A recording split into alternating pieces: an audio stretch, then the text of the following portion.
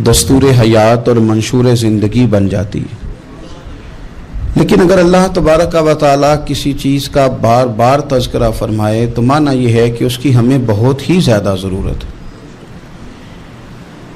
ان چیزوں میں سے ایک چیز صبر ہے۔ قرآن پاک نے 100 سے زیادہ مرتبہ صبر کا تذکرہ فرمایا۔ اتنی بڑی بات کو سمجھیے گا کہ 100 سے زیادہ مرتبہ قرآن پاک نے تذکرہ کیا ہے صبر کا، اور مختلف انداز میں۔ کہیں فرمایا کہ وَبَشِّرِ الصَّابِرِينَ، اے محبوب صبر کرنے والوں کو خوشخبری سنا دیجیے۔ کہیں فرمایا اِنَّ اللَّهَ مَعَ الصَّابِرِينَ، بے شک اللہ صبر کرنے والوں کے ساتھ۔ تو مختلف انداز میں مختلف طریقوں سے اللہ تعالیٰ نے صبر کا تذکرہ فرمایا۔ سوسائٹی کے اندر، معاشرے کے اندر اور مسلمانوں کے اخلاقی رویوں کے اندر اگر صبر کو داخل کر لیا جائے تو ہم محسوس کریں گے کہ ہماری زندگی نہ صرف یہ کہ آسان ہو گئی ہے بلکہ محبتوں والی ہو گئی ہے، چاہتوں والی ہو گئی ہے۔ ہمارے رشتے ایک دوسرے سے ٹوٹ نہیں رہے بلکہ بننا شروع ہو گئے۔ تھوڑا سا صبر بہت ساری چیزوں کو ٹوٹنے سے بچا لیتا ہے۔ قرآن مجید کی جو آیہ کریمہ میں نے تلاوت کی، یہ سورہ آل عمران کی آخری آیت ہے۔ اللہ تعالیٰ نے فرمایا یا ایھا الذین آمنوا اصبروا وصابروا، اے ایمان والو صبر کرو صابر بنو۔ اے ایمان والو صبر کرو اور صابر بنو۔ کیا مطلب؟ پہلے صبر کا مطلب یہ ہے کہ اگر تمہیں کوئی ذاتی تکلیف پہنچے تو اس پر صبر کرو۔ وصابروا، اس کا معنی یہ ہے کہ اگر دشمن کے مقابلے میں کسی اور کی طرف سے کوئی تکلیف آئے تو اس پر بھی صبر کرو۔ پھر فرمایا ورابطوا، اور ہمیشہ کمر بستہ رہو، اسلامی سرحدوں کے پہرے دار رہو۔ واتقوا اللہ، اللہ سے ڈرتے رہو۔ لعلکم تفلحون، اس امید پر کہ اللہ تمہیں کامیابی عطا فرما دے، تم فلاح پا جاؤ۔ یا ایھا الذین آمنوا اصبروا وصابروا، اے ایمان والو صبر کرو اور صابر بنو۔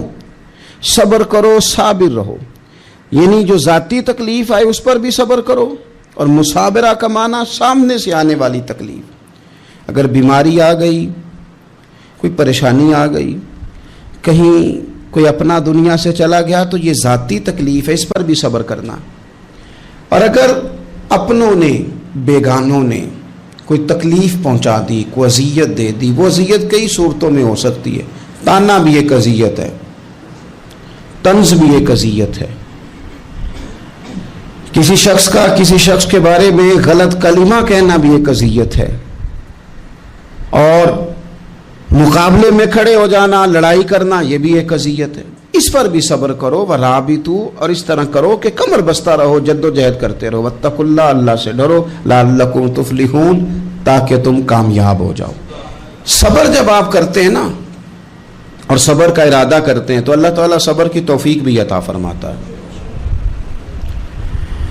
ہم نے یہ دیکھا ہے کہ ہمارے پاس نعمتوں کی کمی نہیں، ہمارے فریزر خوراک سے بھرے ہوئے ہیں، ہمارے دسترخوانوں پہ انواع و اقسام کی چیزیں چنی ہوئی ہیں، ہماری الماریوں میں کئی ہمارے لباس تیار شدہ لٹکے ہوئے ہیں، ہماری جیبوں میں ہماری ضرورت کا سرمایہ اللہ نے ہمیں دے دیا ہے۔ لیکن اس کے باوجود جو لوگ ایک دوسرے سے پیار نہیں کر پا رہے، جو ایک دوسرے کے قریب نہیں جا پا رہے، تو اس کی وجہ یہ ہے کہ صبر نہیں رہا، حوصلہ نہیں رہا، کسی چیز کو برداشت کرنا ہمارے مزاج کا حصہ ہی نہیں رہا۔ اور پھر چونکہ امت مسلمہ نے انقلاب برپا کرنا تھا، دنیا کو پیغام حق دینا تھا، اگر ان کے اندر حوصلہ ہی نہیں ہوگا، اگر انہیں صبر ہی نہیں کرنا آئے گا، استقامت ہی نہیں ہوگی، کہیں رکنا ہی نہیں آئے گا، تو یہ میدانوں کو سر کیسے کریں گے؟ کامیابیاں کیسے ان کا مقدر بنے گی؟ رمضان المبارک میں بھی ماحول یہ ہو کہ افطاری سے 1 گھنٹہ پہلے نظر پوری ٹک جائے گھڑی پہ، اور تھوڑا سا بھی صبر مشکل ہو۔ اور رمضان المبارک میں سحری کے وقت میں اگر دہی والی دکان پہ بھی جھگڑا ہی ہو رہا ہو، اور شام کو सामान खरीदने में भी अगर बहस ही हो रही हो, तकरार हो, झगड़ा हो, तो फिर सीखा क्या? फिर वो जो हमें तरबियत दी जा रही थी कि हमने सब्र करना है, तो फिर हमने उसमें हासिल क्या किया? हदीस पाक सुनेंगे, आपकी तबीयत बड़ी ठंडी होगी। मेरे नबी पाक सल्लल्लाहु ताला अलैहि वसल्लम ने इरशाद फरमाते हैं कि जो बंदा सवाल से बचना चाहेगा, इरादा करेगा अल्लाह मैंने किसी से नहीं मांगना, फरमाया जो सवाल से बचना चाहेगा रब उसे सवाल से बचा लेगा। और जो लोगों से बेनियाज होना चाहेगा, कहेगा या अल्लाह मुझे दुनियादारों का मोहताज ना बनाओ, अपनी बारगाह से अता फरमा। जो लोगों से बेनियाज होना चाहेगा अल्लाह लोगों से बेनियाज कर देगा। और फरमाया जो सब्र का इरादा करेगा अल्लाह उसे सब्र की तौफीक भी अता फरमा देगा। इरादा तो करे, प्रोग्राम तो बनाए, तौफीक तो अल्लाह देगा। जो सब्र का इरादा करेगा अल्लाह सब्र की तौफीक भी अता कर देगा। और हुजूर सल्लल्लाहु ताला अलैहि वसल्लम फरमाने लगे, याद रखो किसी बंदे को जो बेहतरीन तोहफा दिया गया है ना, अगर किसी को कोई बेहतरीन अतिया मिला है तो फिर अल्लाह ताला ने उसे सब्र अता फरमाया है। ये बेहतरीन तोहफा है, इससे ज़िंदगी सवर जाती है, इससे इंसान बावकार और मुतमईन हो जाता है, इससे उसके शब रोज़ आसानी से बीतते हैं, वो दुनिया की पगडंडियों से आसानी से गुजर के अल्लाह की बारगाह है आली मर्तबत में सरखुरू होकर हाजिर हो जाता है। लेकिन अगर बेहौसला हो, सब्र ना हो, फिर नुकसान रोज़ बरोज़ बढ़ता है। और फिर मेरे रसूल पाक सल्लल्लाहु ताला अलैहि वसल्लम इरशाद फरमाते हैं कि असल बात यह है कि अल्लाह ताला ना किसी बंदे का दर्जा बुलंद करने का इरादा फरमाता है, लेकिन उसके अमाल इस तरह के नहीं होते कि उसका दर्जा बुलंद किया जाए। अब रब क्या करता है, अल्लाह ताला उसको माल की, जान की, औलाद की किसी मुश्किल में डाल देता है। उस मुसीबत पर वो बंदा सब्र करता है तो अल्लाह ताला उसका दर्जा बुलंद फरमा देता है। अमाल इस काबिल नहीं थे कि दर्जात बुलंद हों, वो आमाल की बुनियाद पर नहीं कर सकता था तो अल्लाह ने किसी मुश्किल में डाल के ना अपने फजल से दर्जा बुलंद कर दिया। अब जो राह तरीकत का मुसाफिर था, जो सलूक की मनाजिल तय कर रहा था, जो अल्लाह रसूल के करीब जाने चाह रहा था, उसके लिए कितनी आसानी हो गई कि मुजाहिदा तो ज़्यादा ना कर सका, कसरत से नफली सौमो सलाद का बंदोबस्त तो ना कर सका, थोड़ा सा सब्र किया, रब ने अपना और अपने महबूब का कुर्ब अता फरमा दिया। तो ये तो आप सब्र करने के लिए जब निकले हैं तो आपने तो रब रसूल को पा लिया। ये सब्र तो वो वाला सफ़र है जिसकी जो मंजिल है वो अल्लाह रसूल का कुर्ब है। हम लोग थोड़ी थोड़ी बातों में हौसला हार जाते हैं, सब्र छोड़ जाते हैं, परेशानी बढ़ जाती है, पता नहीं ऐसे महसूस होता है कि जैसे यही बंदा दुनिया का सबसे दुखी बंदा है। तो एक तो ये कि ज़ाती हैसियत से सब्र करें, एक ये कि फिर दुश्मन का जब मुकाबला हो, आमन नुस्बिरु व साबिरु, आपका जब मुकाबला सामने किसी के साथ हो तो फिर तीर, तलवारें, असलहा, बंदूकें ये नहीं ज़्यादा लड़ती, मैदानों में हौसले लड़ते हैं, मैदानों में सब्र लड़ता है, मैदानों के अंदर तवानाइयाँ लड़ती हैं। मैदान करबला के अंदर कोई मुकाबला नहीं था तीर का तीर के साथ, तलवार का तलवार के साथ कोई मुकाबला नहीं था। मैदान करबला के अंदर जुल्म का सब्र से मुकाबला था।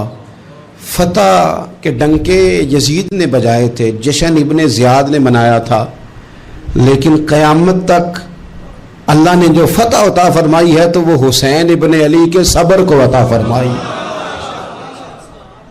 वो सैयदना इमाम अली मकाम के सब्र को मिली। अजीज भाई, सब्र ही हमेशा फाते होता है, सब्र ही जीता करता है, सब्र ही कामयाबियां देता है, नतीजे सब्र के निकलते हैं, सब्र के हौसले के नतीजे होते हैं। हमारी जल्दबाजी हमें शिकस्त खुर्दा कर देगी, हमारा हौसला ना होना हमें हरा देगा, हम कमज़ोर पड़ जाएंगे अगर हम बेहौसला हो जाएंगे। सुनो, मेरे नबी पाक अलैहिस्सलाम ने तरबियत की, हुजूर अपनी उम्मत को दर्स देते हैं। हुजूर फरमाते हैं पहले तो कोशिश ही ना करो कि तुम्हारी दुश्मन से लड़ाई हो, इस चक्कर में ही ना पड़ो कि लड़ाई हो। मुसलमान अमन वाले हैं, ये पुरअमन लोग हैं, ये अमन पसंद हैं, ये दाइये अमन हैं, ये मुआशरे में मोमिन होना अमन की अलामत है। फरमाया पहले तो یہ پروگرام ہی نہ بناؤ کہ تمہاری لڑائی ہو، اور فرمایا پھر اگر ہو جائے نا تو پھر صبر کے ساتھ مقابلہ کرو، پھر ڈٹ کے مقابلہ کرو، اور پھر یاد رکھو کہ یہ جو جنت ہے یہ تلواروں کے سائے میں ہے، جنت تلواروں کے سائے میں تمہیں ملے گی۔ پھر ڈٹنا سیکھو۔ پہلے تو بات یہ کہ تم یہ ارادہ ہی نہ کرو لڑائی، اور اگر کبھی ہو جائے وہ لوگوں کو بتاؤ کہ ہیں ہم پرامن لوگ، پر دین کے لیے کھڑا ہونا ہو تو پھر ہم سے زیادہ کسی کو کھڑا بھی نہیں ہونا آتا، پھر ہم سے زیادہ کسی کے پاس طاقت بھی نہیں۔ حضرت مولا علی شیر خدا رضی اللہ تعالیٰ عنہ کے زمانے میں کفر کے ساتھ ایک جنگ ہو رہی تھی، تو کافروں نے نا جاسوس بھیجے کہ یار پتہ تو کرو مسلمانوں کی تیاری کس طرح کی ہے۔ تو جاسوس واپس جا کے کہنے لگا سمجھ کوئی نہیں آئی ان کی، وہ تو راہب قسم کے لوگ ہیں، صوفی قسم کے لوگ ہیں، وہ تو کٹے ہوئے دنیا سے، مسلوں پہ بیٹھ جاتے ہیں، رات کو تو لگتا ہے دنیا سے تعلق ہی کوئی نہیں، لیکن سویرے اٹھ کے میدان میں تلوار لے کے نکلتے ہیں تو لگتا ہے ان سے بڑا مجاہد ہی کوئی نہیں۔ یہ عجیب لوگ ہیں کہ رات کو مسلح پہ بیٹھے ہیں تو لگتا ہے کٹ گئے دنیا، یہ صوفی لوگ ہیں، درویش ہیں۔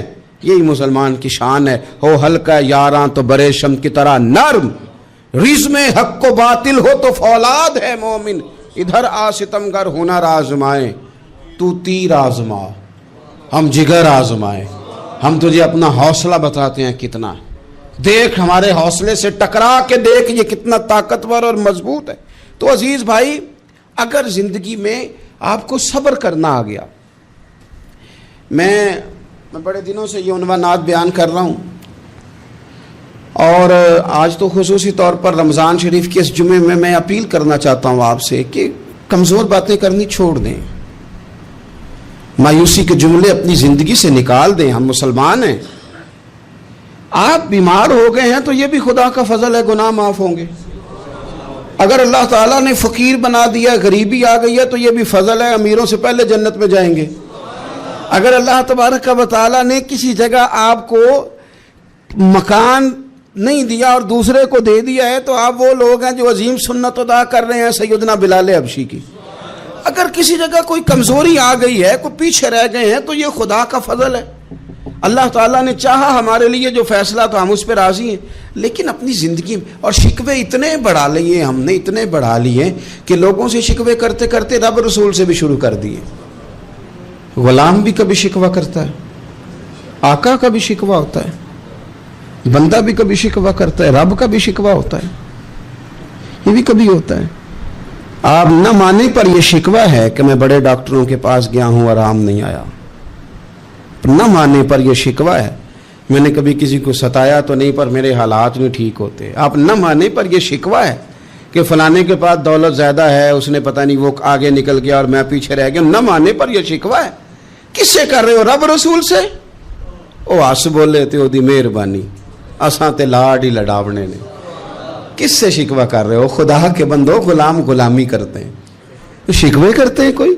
حضرت ام سلمہ رضی اللہ تعالیٰ عنہ، شوہر کا نام ہے ابو سلمہ، بیٹے کا نام ہے سلمہ، کہتی ہیں میں، میرا شوہر، میرا بیٹا، تینوں، چھوٹا بیٹا میرا، ہم نکلے مکہ مکرمہ سے مدینہ طیبہ جانے کے لیے۔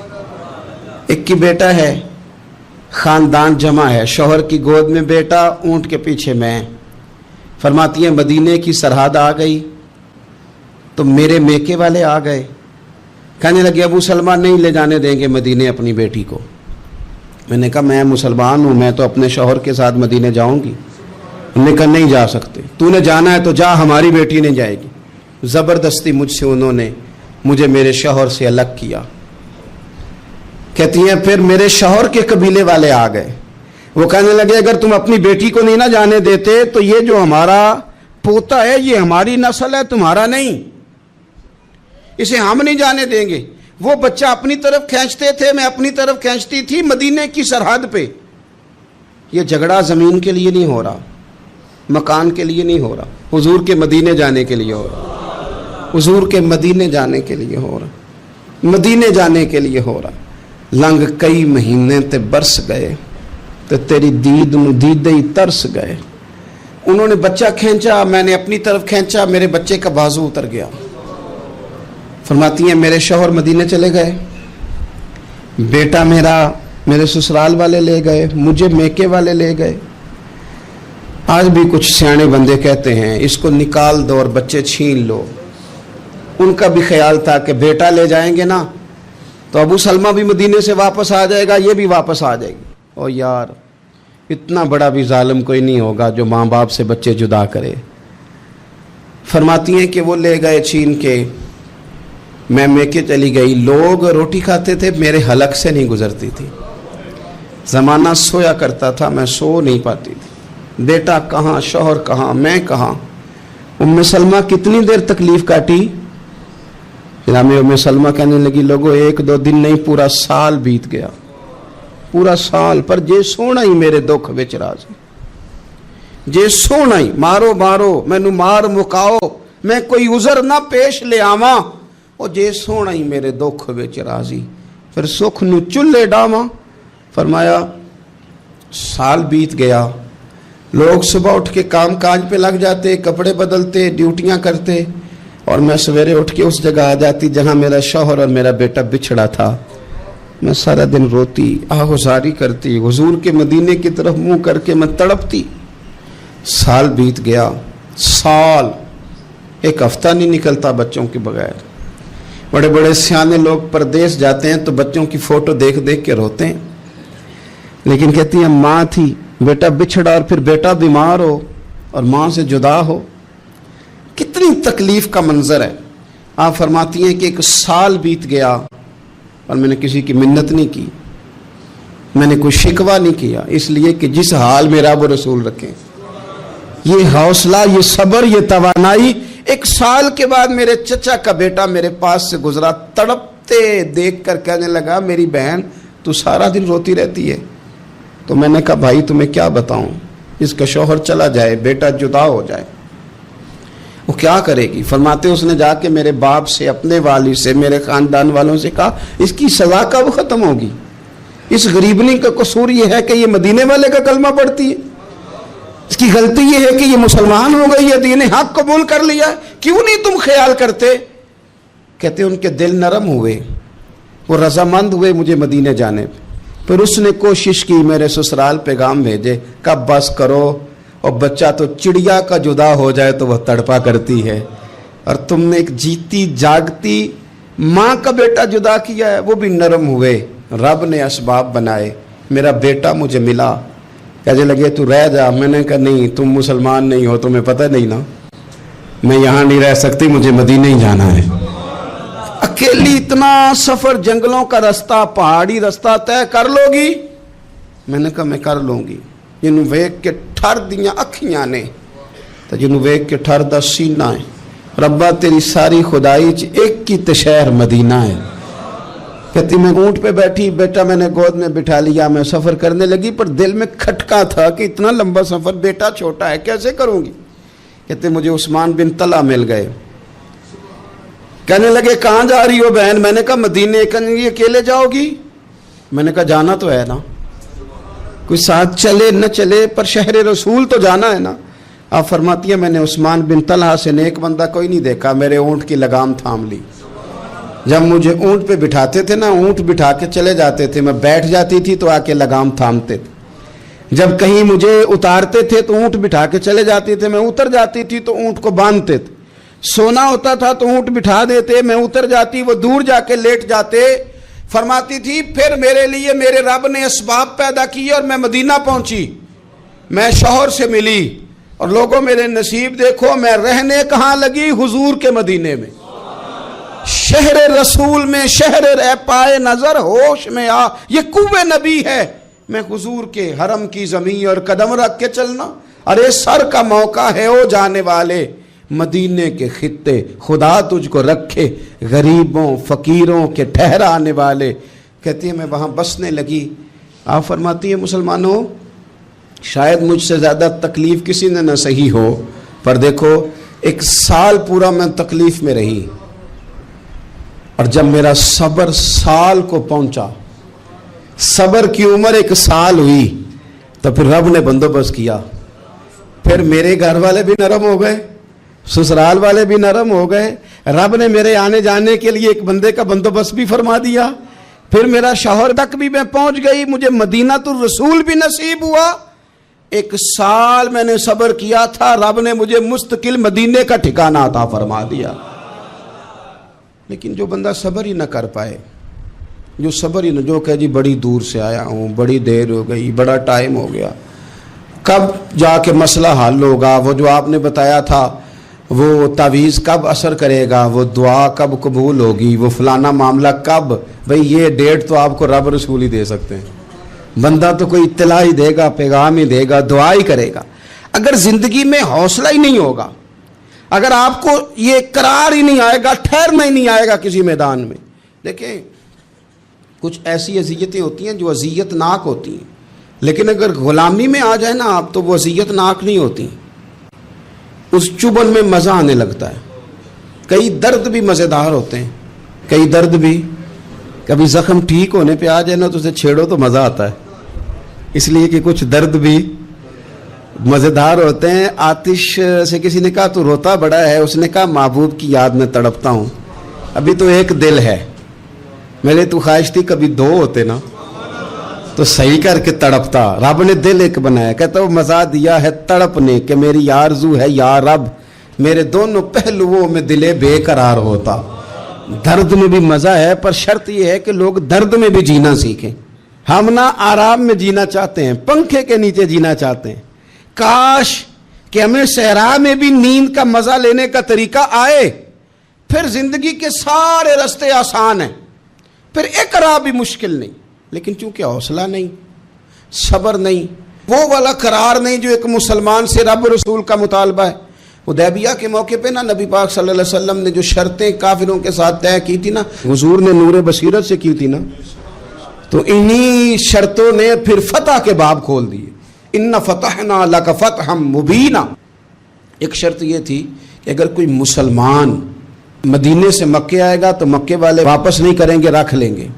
پھر غور کریں, کوئی مسلمان اگر مدینے سے مکے آئے گا تو مکے والے واپس نہیں کریں گے, اور اگر کوئی بندہ مسلمان اپنے آقا کی مرضی کے بغیر مسلمان ہو جائے اور وہاں سے وہ مدینے آئے گا تو حضور پناہ نہیں دیں گے. تو میرے بھائی, محبوب کی طرف سے آنے والا نہ صرف سوکھ ہی نہیں قبول کرنا چاہیے, دکھ بھی قبول کرنا چاہیے, دکھ بھی قبول کرنا چاہیے. ہمارا یہ مسئلہ ہے کہ ہم نہ میٹھی میٹھی کے قائل ہیں, کڑوی کڑوی کے قائل نہیں. اگر وہ کبھی دکھ دے نا تو محبوب کا دکھ بھی سکھ سمجھ کے قبول کرو. ہاں اس کی طرف سے کانٹا ہے کبھی تو اسے پھول سمجھ کے قبول کرو, وہ چبھے گا نہیں, انشاءاللہ مزہ ہی دے گا, وہ قبول تو کرو نا. تو اب حضرت ابو بصیر رضی اللہ تعالیٰ عنہ ایک صحابی تھے, ایک تو حضرت ابو جندل رضی اللہ تعالیٰ عنہ تھے نا, تو وہ تو حدیبیہ میں آ گئے. حضور مجھے لے جائیں, تو نبی پاک نے فرمایا میں نے وعدہ کر لیا ہے, ان کو بھی حضور نے واپس بھیج دیا. اور یہ بیچارے نا اپنے آقا کی جیل توڑ کے مکے سے بھاگ کے مدینے آئے. یا رسول اللہ مجھے قبول کر لے, میں بھاگ آیا ہوں, وہ بڑا ظلم کرتے ہیں, مارتے ہیں, تکلیف دیتے ہیں. وہ آئے تو ادھر سے نا اس کے مالک نے 1-2 بندے بھی بھیج دیے رکا دے کے کہ یا رسول اللہ آپ کا تو وعدہ تھا کہ آپ بندہ رکھیں گے نہیں. یہ آئے اور رکا بھی آ گیا. اب ذرا منظر کو سمجھے. ہمارا تو یہ مسئلہ ہے کہ کہتے ہیں کہ میری 99 باتیں مانی ہیں, ایک نہیں مانی, لہذا میرا تعلق ہی کوئی نہیں. لیکن یہاں کیا کیفیت ہے, بندہ رو رہا ہے, تڑپ رہا ہے, حضور میں مار سے بچتا ہوا آیا ہوں, جیل توڑ کے آیا ہوں, مجھے قبول کر لیں. ادھر رکا آ گیا کہ آپ کا وعدہ تھا رکھیں گے نہیں. اب یہ کتنا مشکل مسئلہ ہے. لیکن رسول پاک علیہ الصلاۃ والسلام نے فرمایا ابو بصیر میں نے وعدہ کیا یار تجھے واپس جانا پڑے گا. ہوئے ہوئے ہوئے. لوگ تو کہتے ہیں نا کہ وہ پیر صاحب نے کہا تھا تو میرا کام نہیں ہوا, لہذا میری بیعت ہی گئی, چھٹی ہو گئی. ماحول ہی بڑا عجیب ہے. حضور نے فرمایا واپس جا, لیکن جے کر یار دے نام دا ملے مینا, پھر انہوں چولی پا لئیے مینے نو پنجے سٹیے نا. جے کر یار دے نام دا, سامنے والے نے تانا سمجھ کے دیا تھا پر یار کے نام کا تھا نا, اس نے کہا لا صحیح سونے کے نام کا ہے نا, تانا ہوا تو کیا ہوا. جے کر یار دے نام دا ملے مینا, انہوں چولی پا لئیے پنجے سٹیے نا. تے جے کر یار دے نام دی ملے سولی, پھر جھوٹا جھوٹ لئیے تے پیچھے ہٹیے نا.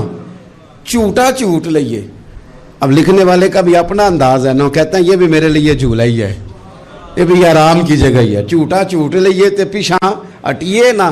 حضرت ابو بصیر رضی اللہ تعالیٰ عنہ سے حضور نے فرمایا واپس جانا ہے، کہ سونے ٹھیک ہے، کوئی شکوہ نہیں، کوئی گلہ نہیں، یہ بھی میرے محبوب کا حکم ہی ہے۔ اور کیا بات ہے، میرے نبی وعدوں کے پکے ہیں، کیا بات ہے، حضور نے جو کہا کر کے دکھایا۔ کہتے ہیں میں واپس جا رہا تھا، ایک دو بندے ساتھ تھے، جب مدینے کی حد گزر گئی نا، حضور نے تو کہا تھا نا مدینے میں پناہ نہیں دینی، تو میں نے اس سے کہا یار تلوار بڑی سونی ہے، ذرا دکھانا۔ اس نے دکھائی تو ایک کی میں نے گردن کاٹ دی، دوسرا ویسے ہی بھاگ گیا، اور بھاگ کے حضور کے پاس آیا، جی اس نے تو مار دیا۔ تو سرکار فرمانے لگے میں نے تو وعدہ پورا کیا تھا نا، تم سے نہیں سنبھالا گیا تو معاملہ تمہارا ہے۔ اب حضرت ابو بصیر رضی اللہ تعالیٰ عنہ واپس آئے، عرض کی حضور اب میرے لیے کیا حکم ہے؟ حضور نے فرمایا میاں حکم وہی ہے، مدینے میں ہم نہیں رکھ سکتے، تم مدینے میں صحابہ تھے نا، حضور کی باتوں سے خوشبو لیتے تھے، مدینے میں نہیں رکھ سکتے۔ حضرت ابو بصیر کہتے ہیں میں مدینے کی سرحد سے نکل گیا، اس جگہ چلا گیا جو نہ مکے کی ریاست میں تھا نہ مدینے کی، ایک مقام ایس تھا جہاں میٹھے پانی کے کنویں تھے، وہاں رہنے لگا۔ حضرت ابو جندل کو پتہ چلا کہ ایک نیا ٹھکانہ بن گیا، وہ بھی جیل توڑ کے آ گئے، 70 بندے آ گئے، وہاں سے قافلے گزرتے تھے کافروں کے، یہ بھی مسلمانوں کو تنگ کرتے تھے، اگر مکے سے کوئی قافلہ گزرتا تھا تو ہم نے بھی ان کو پکڑا، کافر کا مال مال غنیمت اسباب بن گیا۔ اور وہ جب قافلہ لے کے آتے تھے تو ڈرے ہوتے تھے، اور ان کو تو ستایا تھا نا، کہتے ہیں ہمیں ستایا بڑا تھا، ہم تو انقلابی بن گئے تھے، ہم تو رکھ لیتے نا، بڑی منت کرتے، بڑی جان مشکل سے چھڑاتے، 70 بندے ہو گئے، پھر 300 ہو گئے۔ تب وہ بصیر کہتے ہیں دنیا مدینے جاتی تھی لیکن ہم تڑپتے تھے، ہم تڑپتے تھے، رت لنگ گئی ہے پھر باہر آندی تے چٹھیاں مدینے آئیاں نہیں، ہم تڑپتے تھے کہ یار کوئی موقع ملے، روز رات کو روتے تڑپتے۔ 300 انقلابیوں کا جتھا صبر سے بیٹھا ہے مدینے کی سرحد پہ، اندر آنے کی اجازت نہیں، پر غلامی میں روز اضافہ ہو رہا، صبر دیکھو، غلامی میں روز اضافہ ہوتا ہے۔ تنگ آ گئے کافر، پہلے بڑی ڈینگیں مارتے تھے کہ دیکھو ہم نے کیسی شرط منوائی ہے، کیسی شرط منوائی ہے کہ ان کا بندہ آئے گا تو ہم واپس نہیں کریں گے، ہمارا جائے گا تو انہیں کرنا پڑے گا۔ پھر اتنے تنگ آئے کہ خود آ کے کہنے لگے حضور مہربانی کریں یہ شرط تو ختم کریں نا، اور ان 300 کو تو مدینے بلائیں، مہربانی فرمائیں۔ حضور بڑے خوش ہوئے، آج غلاموں کے نام پیغام لکھا، غلاموں کے نام پیغام لکھا، چٹھی لکھی حضور نے۔ چٹھی کس چیز کی لکھی؟ آ جاؤ یار مدینے آ جاؤ، چٹھی آئی مدینے آنے کے لیے، حضرت ابو بصیر کے نام چٹھی گئی، آ جا یار مدینے، آ جا تیرے نام پیغام سب لائی ہے سرکار نبی سے، اور آیا ہے بلاوا مجھے دربار نبی سے۔ پیغام آیا، حضرت ابو بصیر اتنے بیمار تھے کہ نزع کا عالم تھا، لیکن اس عالم میں بھی انتظار تھا، اس آخری ویلے اکھیاں میریاں رات تکنائے تیرا تے سجنا کچھ بھی نہیں جانا، یہ پا جاویں ایک پھیرا تے سر میرے تے آن کھلویں تے پھر پردہ رہ جائی میرا، سوکھا نکلے صاحب ظہوری یہ ویخ لوے مکھ تیرا۔ حضرت ابو بصیر کو نا وہ رکا گیا، حضور کی چٹھی گئی تو یوں چٹھی پڑی، حضور نے فرمایا آ جانا، رستہ کھل گیا ہے، تو آ جا، کھل گیا رستہ، دعا فرماؤ مدینے کے رستے کھل جائیں، کرو نا یار دعا مدینے کے رستے کھل جائیں۔ کچھ ایسے ہیں جنہوں نے سارے دکھ سنانے ہی مدینے جا کے ہوتے، کچھ لوگ ایسے ہیں جن کے دل اور کلیجے پھٹنے کو آ گئے، دعا کرو رستے کھل جائیں۔ حضور نے فرمایا آ جا تیرا راہ کھل گیا۔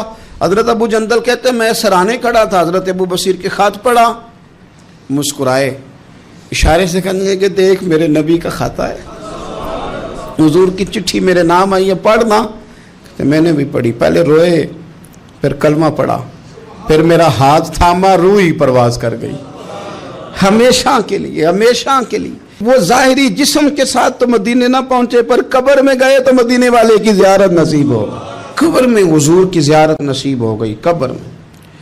حضرت ابو جندل کہتا ہے میں نے جنازہ پڑھا، اور اسی مقام پہ جہاں انہوں نے انتظار کیا تھا نا، वो मकाम में इंतज़ार उनका मज़ार बना, मज़ार के साथ मस्जिद बनी, मस्जिद का नाम मस्जिद अबू बसीर रखा गया।